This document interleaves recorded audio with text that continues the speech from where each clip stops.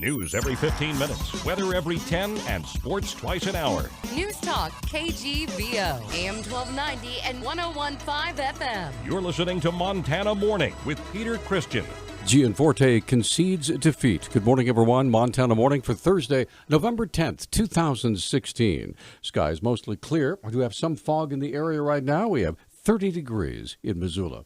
Our newscast sponsored by Ponderosa Dental, located just off Reserve on 3rd. When you think of a great smile, think of Ponderosa Dental, proud corporate partner of Grizzly Athletics. This morning's top story, gubernatorial candidate Greg Gianforte released a statement following his close defeat to Montana Governor Steve Bullock yesterday. Gianforte congratulated Bullock and thanked those who stood by his side during the campaign. I'd also like to thank all of our incredible volunteers and supporters in all 56 counties. Last night was a great night for America and for getting our country back on track. Congrats to our land board candidates, Tim Fox, Corey Stapleton, Matt Rosendale, and Elsie Aronson. I knew that taking on an incumbent would be a challenge, but I decided to run for office because I believe in the potential of Montana and in all Montanans. Nothing has changed that for me. Gianforte acknowledged defeat, but said that would not stop him from continuing to work to create better outcomes for all Montanans. Republican leaders say Democratic Governor Steve Bullock will be forced now to shift politically in their direction after the GOP maintained decisive majorities in both the state House and Senate. However, Democrats yesterday rejected the notion of a voter mandate that favors Republicans and noted that Bullock still wields the veto pen. The opposing messages offered by the two parties yesterday sets the stage for a repeat of the partisan acrimony that emerged during Bullock's first term. Further complicating the upcoming legislative session, declines in tax revenues that have drastically reduced the state's budget surplus. Republicans gained 3 Senate seats in Tuesday's election, now hold a 32-18 majority. They were poised to capture at least 57 of the 100 House seats up for election.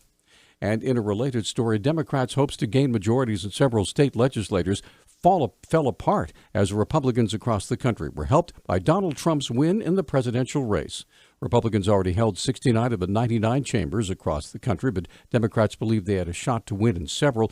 With incomplete results in from Tuesday's election, it appears Republicans will control at least as many chambers as they did before the election. Well, a divisive election is over now, but there's still plenty of hate to go around. Missoula Police Public Information Officer Travis Welsh said some of the reactions here in Missoula led to criminal activity. We had reports this morning of some election-based graffiti that was found on the Madison Street Bridge.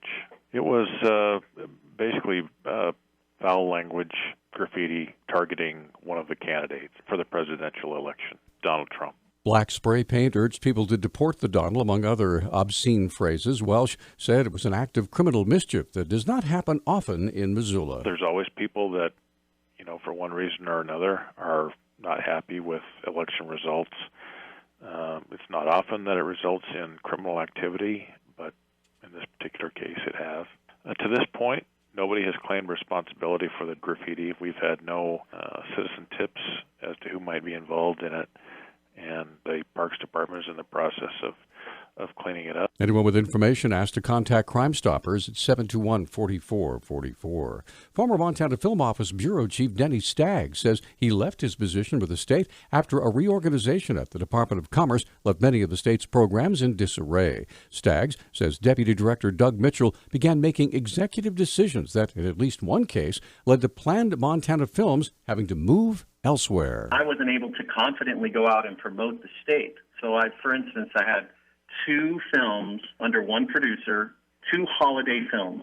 They were going to film an Anaconda. It was going to be about a $75,000 grant request. In turn, they were going to spend up to $500,000 in Anaconda in November, which I think October, November is probably pretty slow in Anaconda, and they can use that money. Staggs said the films fulfilled all the grant requirements, but they were turned down because Mitchell objected to religious themes. I was told no by the director, and I said, why? And he said, well, it's a Christmas movie. I said, okay. And he goes, well, it's religion. And I was like, so, and I literally said this is funny. So I said, so if It's a Wonderful Life 2 was wanting to film in Montana, you would say no? And I got a bit of a look on that. Staggs isn't the only individual from the former Montana promotions division that has left. Out of a staff of 27, Stagg says less than 5 people still remain.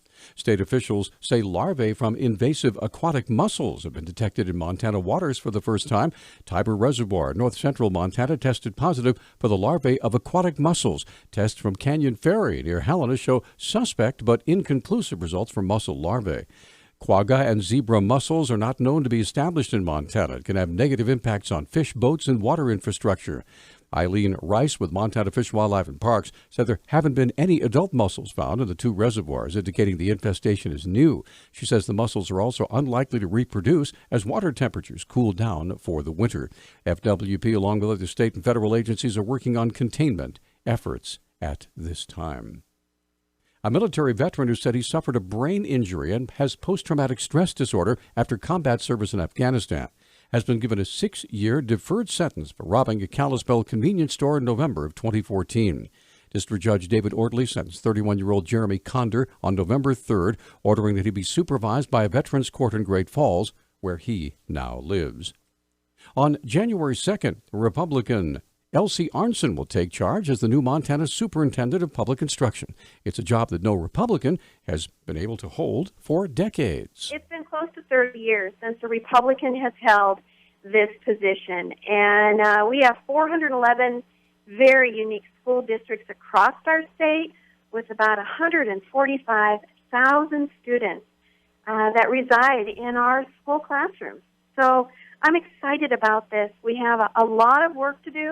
During the campaign, the union that represents public school teachers, the MEA-MFT, spent a lot of money backing Democrat Melissa Romano and attacking Arnson. Arnson says she was disappointed in the union she used to walk the picket line for. To have them dishonor teacher in that manner, especially with the negative ads, was very challenging. But, I rose above it. So is the union going to be at the table in discussion? Sure, you bet they are.